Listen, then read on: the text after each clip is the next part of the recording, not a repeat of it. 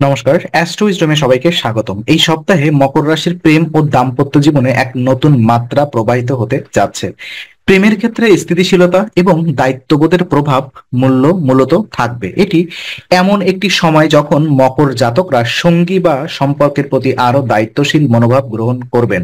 চলুন বিস্তারিত দেখে নেওয়া যাক। প্রথমত আমরা কথা বলবো গ্রহগত অবস্থান এবং তার প্রভাব কি রয়েছে সেটা নিয়ে। তো মকর রাশির প্রেম এবং দাম্পত্য জীবনের জন্য এই সপ্তাহে গ্রহগুলির অবস্থান বেশ কিছু গুরুত্বপূর্ণ প্রভাব ফেলবে, যা আপনাদের সম্পর্কের গতিপথ এবং মনের অবস্থা পাল্টে দিতে পারে। প্রথমত, শুক্র চতুর্থ ঘরে বৃষে অবস্থান করার ফলে মকর জাতকরা এই সপ্তাহে ঘরোয়া এবং প্রেমময় পরিবেশের দিকে বেশি ঝুঁকবেন। এটি আপনার পারিবারিক সম্পর্ক এবং ঘরোয়া জীবনে এক ধরনের মধুরতা বা শান্তি নিয়ে আসবে। সম্পর্কের মধ্যে আনন্দ এবং সঙ্গীর প্রতি অনুভূতির গভীরতা আরো বৃদ্ধি পাবে। বিশেষত আপনি যদি একে অপরের প্রতি সদয় ও মমতাপূর্ণ মনোভাব গ্রহণ করেন, তবে সম্পর্কের মধ্যে এক ধরনের নতুন উচ্ছ্বাস দেখা যেতে পারে।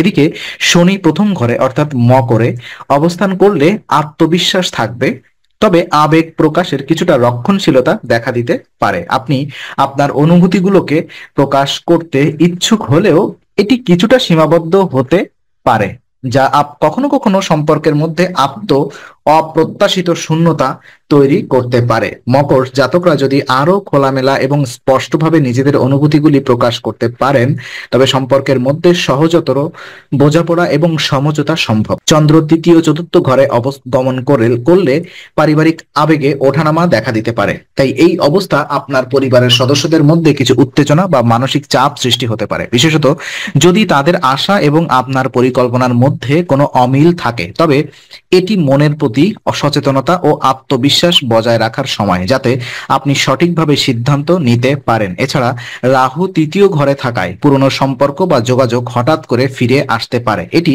কিছুটা বিভ্রান্তির সৃষ্টি করতে পারে, তবে যদি আপনি অতীত থেকে শিক্ষা নিয়ে সচেতনভাবে এই মুহূর্তগুলি গ্রহণ করেন, তবে তা আপনার জন্য একটি মূল্যবান অভিজ্ঞতা হতে পারে। একক জাতকদের জন্য কি রয়েছে এই মুহূর্তে? যারা কোনো রিলেশনশিপ বিলং করছেন না, সেসব মকর জাতকদের জন্য এই সপ্তাহটি বিশেষভাবে ধীরে চলনীতি গ্রহণের জন্য উপযুক্ত। প্রেমের ক্ষেত্রে আপনারা আবেগের প্রবাহকে আরো সঠিকভাবে বুঝে এবং বিশ্লেষণ করে এগিয়ে যেতে পারবেন। 5 থেকে 7 মে যখন রাহু তৃতীয় ঘরে অবস্থান করছে, তখন হঠাৎ করে পুরনো সম্পর্ক বা যোগাযোগ ফিরে আসতে পারে। এই সময় আপনার অতীতের স্মৃতিগুলোর দিকে মনোযোগ দিতে হতে পারে, তবে এই সময়টা অতীতের অভিজ্ঞতা থেকে শিক্ষা নেওয়ার এবং নতুন সম্পর্কের প্রতি মনোযোগী হওয়ার উপযুক্ত সময়। এছাড়া আপনি যখন নতুন কাউকে চিনতে পারবেন, তখন তাদের প্রতি আপনার অনুভূতি গড়ে তোলা উচিত, কিন্তু খুব দ্রুত আবেগের তাড়ায় না গিয়ে সম্পর্কের মধ্যে আরো গভীরতা আসতে দিন।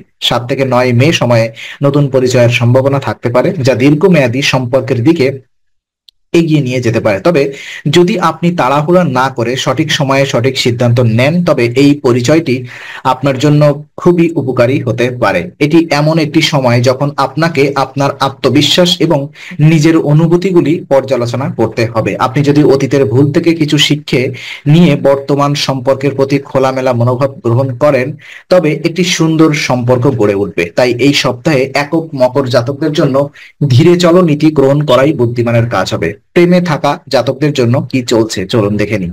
তো প্রেমে থাকা মকর জাতকদের জন্য এই সপ্তাহটি সম্পর্কের প্রতি দায়বদ্ধতা এবং দায়িত্বশীলতার সময়।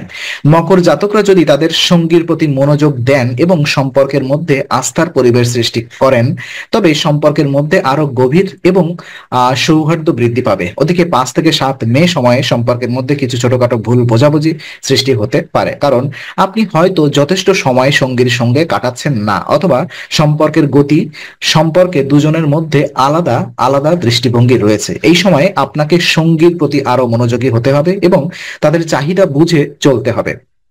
তবে 9 থেকে 11 মে সময়ে সম্পর্কের মধ্যে মানসিক দূরত্ব কমে আসবে। এটি এমন একটি সময় যখন সঙ্গীর সঙ্গে গভীরভাবে কথা বলা এবং একে অপরের অনুভূতি শেয়ার করা উপকারী হবে। এই সময়টা সম্পর্কের ভবিষ্যৎ নিয়ে আলোচনা করার জন্য বিশেষ গুরুত্বপূর্ণ হতে পারে। প্রেমে থাকা মকর জাতকদের জন্য সঙ্গীর সঙ্গে ভবিষ্যৎ নিয়ে চমৎকার পরিকল্পনা হতে পারে, যা সম্পর্কের দিক থেকে একটি নতুন দিগন্ত খুলে দেবে। এই সপ্তাহে দায়িত্ব এবং সঙ্গীর প্রতি আপনার অনুভূতি যতটা সম্ভব খোলামেলা এবং স্পষ্টভাবে প্রকাশ করতে হবে। আপনি যদি আপনার অনুভূতিগুলোকে সঠিকভাবে প্রকাশ করতে পারেন, তবে আপনার সম্পর্ক অনেক বেশি স্থিতিশীল এবং শক্তিশালী হয়ে উঠবে। বিবাহিত জাতকদের জন্য কি রয়েছে? চলুন, বিবাহিত মকর জাতকদের জন্য এই সপ্তাহটি সংসার এবং কর্মজীবনের ভারসাম্য রক্ষা করার দিক থেকে গুরুত্বপূর্ণ সময় হতে পারে।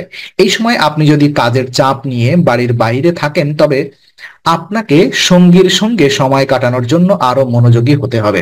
সঙ্গীর চাহিদাগুলি উপেক্ষা করলে সম্পর্কের মধ্যে অস্থিরতা এবং মানসিক দূরত্ব তৈরি হতে পারে। 5 থেকে 7 মে যখন চন্দ্র তৃতীয় চতুর্থ ঘরে গমন করবে, তখন পারিবারিক বিষয়গুলি নিয়ে কিছু মনোমালিন্য হতে পারে। তবে এই সময়ে সঙ্গীর সঙ্গে শান্ত এবং খোলামেলা আলোচনা সম্পর্ককে আরো মজবুত করতে সহায়ক হবে। ওদিকে 9 থেকে 11 মে এই সময়ে যৌথ সিদ্ধান্ত গ্রহণের জন্য খুবই শুভ সময়। এই সময়টি এমন একটি সুযোগ প্রদান করবে যখন আপনি এবং আপনার সঙ্গী একসঙ্গে পরবর্তী পদক্ষেপ নেওয়ার ব্যাপারে আলোচনা করতে পারবেন, যা সম্পর্ককে আরো স্থিতিশীল করবে। আপনার সঙ্গীকে গুরুত্ব দেওয়া এবং তাদের অনুভূতিগুলির প্রতি মনোযোগী হওয়া অত্যন্ত গুরুত্বপূর্ণ। এই সময়টি বিবাহিত মকর জাতকদের জন্য একটি সুযোগ, যখন তারা তাদের সম্পর্ককে আরো শক্তিশালী করতে পারবেন।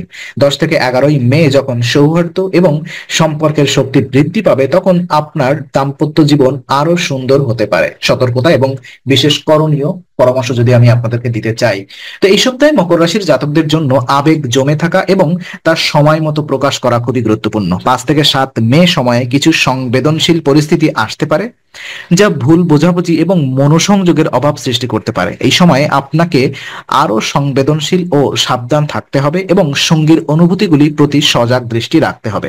কর্মজীবনের চাপ সঙ্গীর উপরে চাপিয়ে দেওয়া উচিত নয়। সম্পর্কের মধ্যে শিথিলতা এবং শান্তি বজায় রাখার জন্য আপনাকে সঙ্গীর সঙ্গে খোলামেলা আলোচনা করতে হবে। এই আলোচনা সম্পর্ককে আরো শক্তিশালী করবে এবং একে অপরের অনুভূতি বুঝে নিতে সাহায্য করবে। বিভিন্ন পারিবারিক বিষয়ের মধ্যে খোলামেলা আলোচনা সম্পর্কের মধ্যে মজবুত বন্ধন গড়তে সাহায্য করবে। ওদিকে 5 থেকে 7 মে সময়ে কিছু ভুল বোঝাবুঝি হতে পারে, তাই আপনাকে সেই সময়টা বিশেষভাবে সতর্ক থাকা প্রয়োজন। তো আজকে আলোচনা আমরা এখানেই ইতি করছি। আমরা আশা করি এটি আপনার মনে নতুন কিছু আলোর সঞ্চার করেছে।